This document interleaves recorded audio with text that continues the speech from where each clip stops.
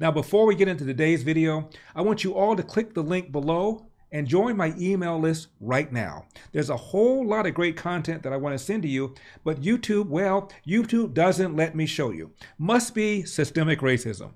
They've deleted a bunch of our videos, but that will not stop me from telling you the truth. So join my email list right now. The link is in the description.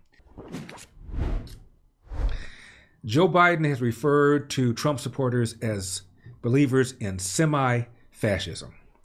Now, playing the Nazi card has been a staple of the Democratic Party for a long time.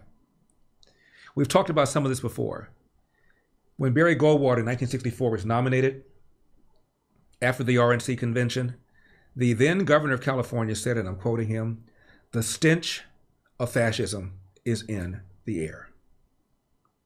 Ronald Reagan, during the 1980 campaign, a member of the House, a Democrat, said that Ronald Reagan gets his racist precepts from the pages of Mein Kampf.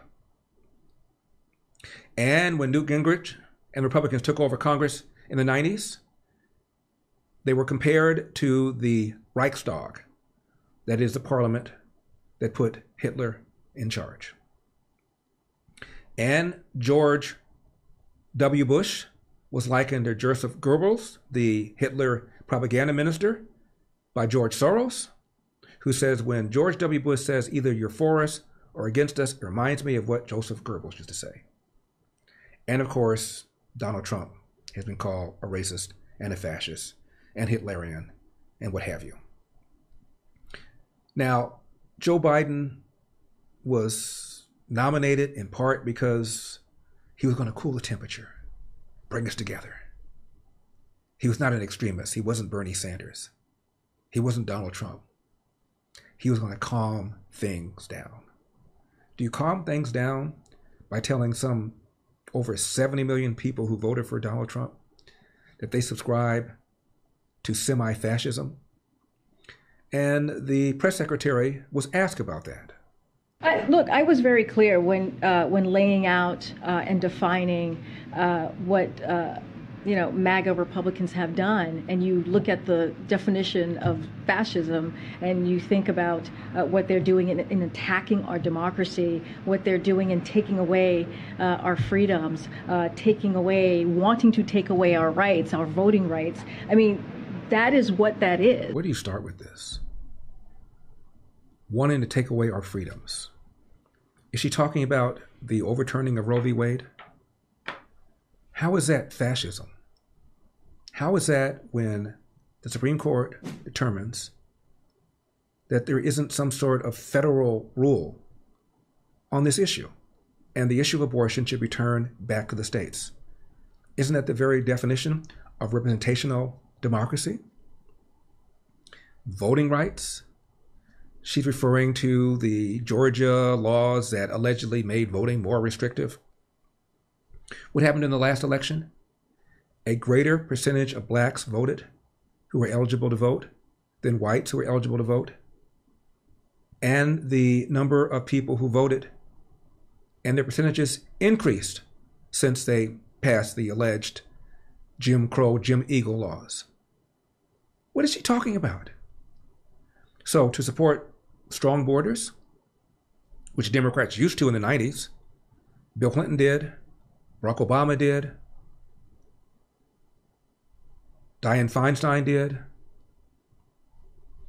Chuck Schumer did, Harry Reid did. We once played a montage of all these people talking about the importance of secure borders. She can't be talking about that then, because that would have meant that they were fascist or semi-fascist back then. Lower taxes?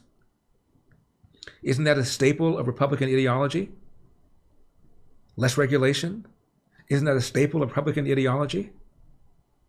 Secure borders? Strong national defense?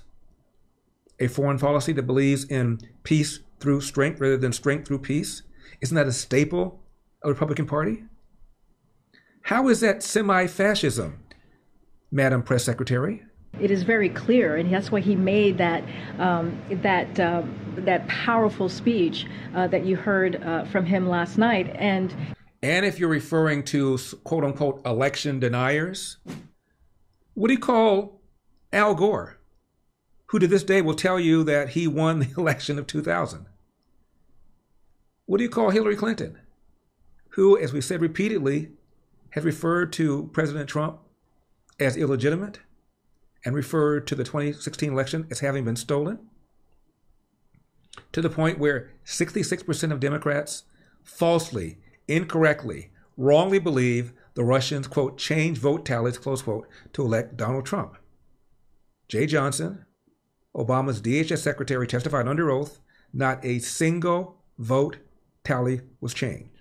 Yet because of rhetoric by Hillary and by the former president of the United States, Jimmy Carter, who also says he believes the Russians put Donald Trump in office, you have a greater percentage of Democrats believing 2016 was stolen as Republicans who feel the same way about 2020. So is the press secretary talking about that? he has not shied away from saying that. You have heard him maybe not use that specific word, but you have heard him certainly use that definition.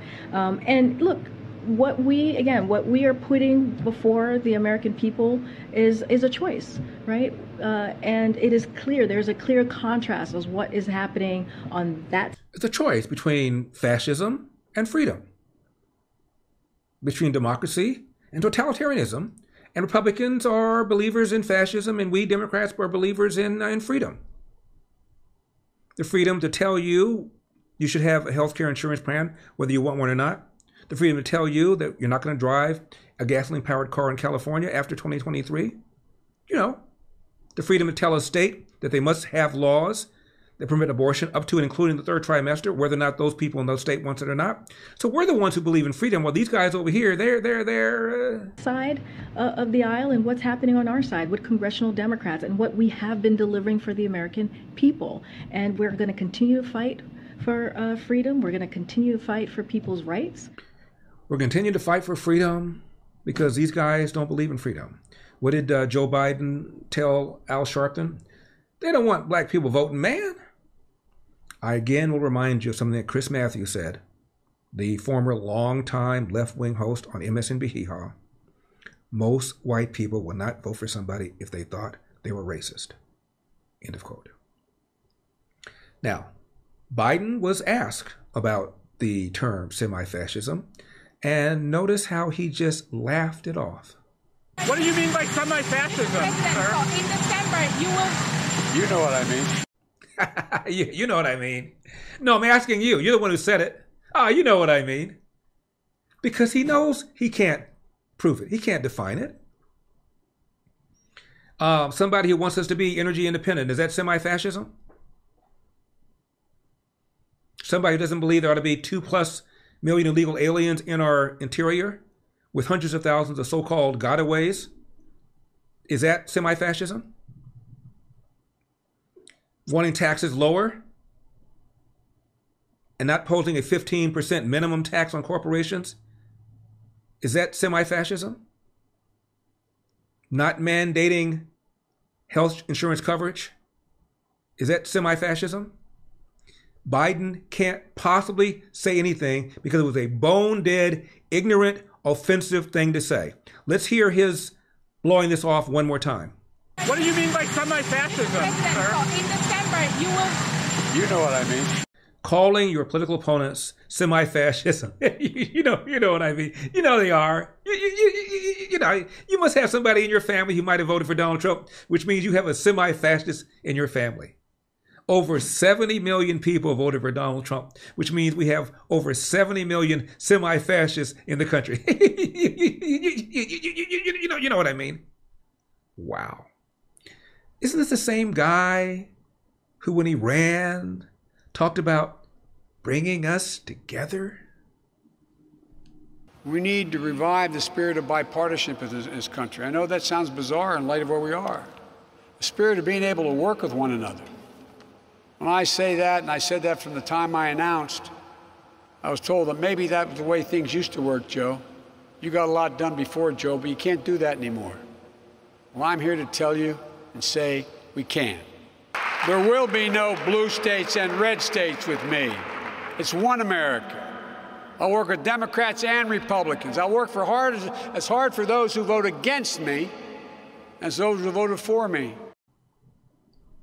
I will say again, it doesn't matter who the Republican nominee for president is in 2024. He or she will be called a fascist or an election denier if he or she supported Donald Trump, if it isn't Donald Trump running. Because if you support Donald Trump and Donald Trump supported so-called election deniers, that makes you an election denier. So the rhetoric's going to be the same because they can't run on ideas. How are you going to run on year-to-year inflation up 8.5%? How are you going to run on year-to-year gas prices up 50%? How are you going to run on crime being up in virtually every major city, in part because of this attack on the police and this ridiculous defund the police movement? How are you going to run on the fact that you got over 2 million people in our interior illegally, don't know who they are, don't know where they are? Some of these people, by the way, were on the terror watch list. How are you going to run on the way you pulled out of Afghanistan, which encouraged Vladimir Putin to invade Ukraine, and then to turn around and refer to it as the Putin inflation tax, when had you not done that, he would not have invaded Ukraine? What you do is refer to the other side as semi-fascists. You do the same thing that they did to me when I ran for governor of California. Obama, Kamala Harris, Bernie Sanders, Elizabeth Warren, they all weighed in and they all said the same thing. Stop the Republican takeover. Because in California, Republican is a four-letter word. They didn't say Gavin Newsom did the right thing by shutting down the state in the most draconian way than did the other 49 governors, depriving kids already behind, already near the bottom of all 50 states in reading and math, of another full year of in-school education. They didn't say he did a good job on crime with all these soft on crime DAs and these soft on crime so-called reform laws. They didn't say he did a good job on getting down the price of an average home here in California because of the stranglehold environmentalists have on California because of this religion against climate change, to the point where the average home in California costs 175% higher than the average home outside of California. They didn't say he did a good job on managing fires, a good job on making sure that we didn't have rolling brownouts and droughts. They didn't say he did a good job because for the first time in our state's 170-year history, people are leaving, citing the cost of living as one of the primary reasons. No, they just said, stop Republican takeover. And that's exactly what Joe Biden, the guy that was supposed to bring us together. I was told, Joe, maybe there was a time you could do that, but not now. Well, when I become president, there aren't going to be any blue states, there aren't going to be any red states, really. The governor of New York, we'll talk about this a little bit later, just told people who think like Trump and like her opponent, they should leave New York and go to Florida. It seems to me she's saying that people who think that way should be in red states, not in blue states. Hope you enjoyed that video.